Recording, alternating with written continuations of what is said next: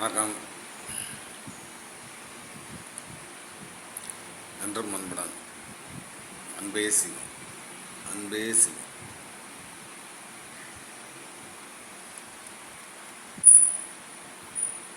அப்போ ஒட்டுமொத்த உலகமும் சொர்க்கத்தில் தான் இருக்கு. ஒட்டுமொத்த உலகமும் சொர்க்கத்தில் தான் இருக்கு. இந்த சொர்க்கத்தை ஞானி தான் பார்ப்பான். ஏன்? எல்லா ஜீவராசியும் சொர்க்கத்தில் தான் இருக்கு. குழந்தையும் பைத்தியமும் சொர்க்கத்தில் தான் இருக்கு. ஞானியும் சொர்க்கத்தில் இருக்கான். அவன் ஒட்டுமொத்த உலகத்தையும் பார்ப்பான். அதனால அது சொர்க்கமாக தெரியும். மற்றவங்களுக்கு ஒட்டுமொத்த உலகமாக பார்க்க தெரியாது.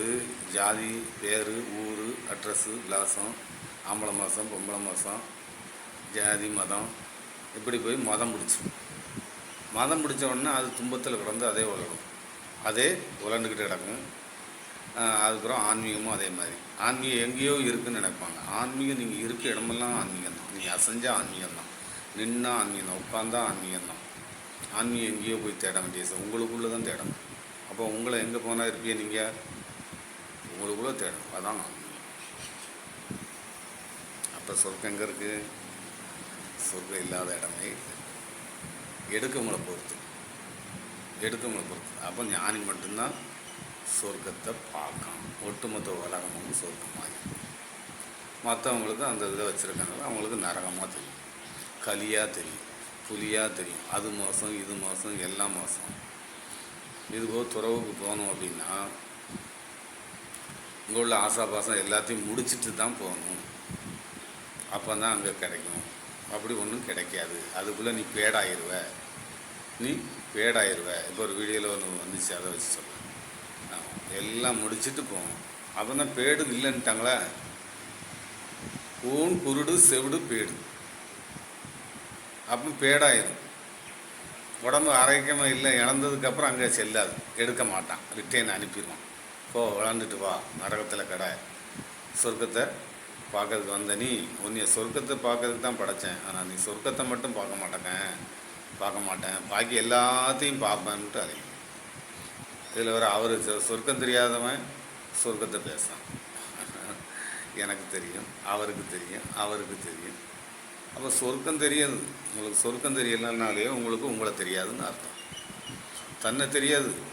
ஞானிக்கு மட்டும்தான் தன்னை தெரியும். அதனால் அவனுக்கு சொர்க்கம் தெரியும். அதனால் அவனுக்கு உலகம் தெரியும். அதனால் அவன் உலகம் பேசுவான். அதனால் டாக்டர்மா, இன்ஜினியர்மா, கலெக்டர்மா எல்லாம் சொல்லுவான்.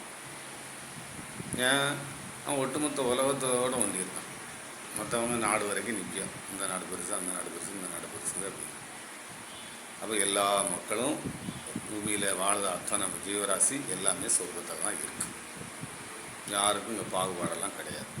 உள்ளுக்குள்ளே தான் இருக்குது. நீங்கள் வெளியில் பார்க்கியா, வெளியில் குளிக்கியா, அதனால் உள்ளுக்கு தெரியல. உள்ளே குளித்து பார்த்தீங்கன்னா எம்டி ஆயிடும். ஒன்றுமே இல்லை. நம்ம இருக்கிறதே சொர்க்கத்தில் தான் படைச்சிருக்கான் இறைவன். அவன் இல்லாத இடமே இல்லை.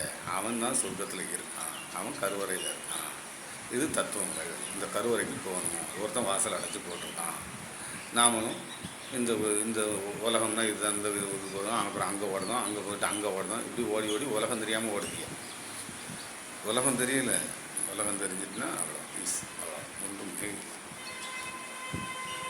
அதனால் பார்த்துக்கோங்க. நல்லா இருங்க, மகிழ்ச்சியாக இருங்க, சந்தோஷமாக இருங்க, கொண்டாட்டமாக இருங்க. என்றும் அன்புடன்.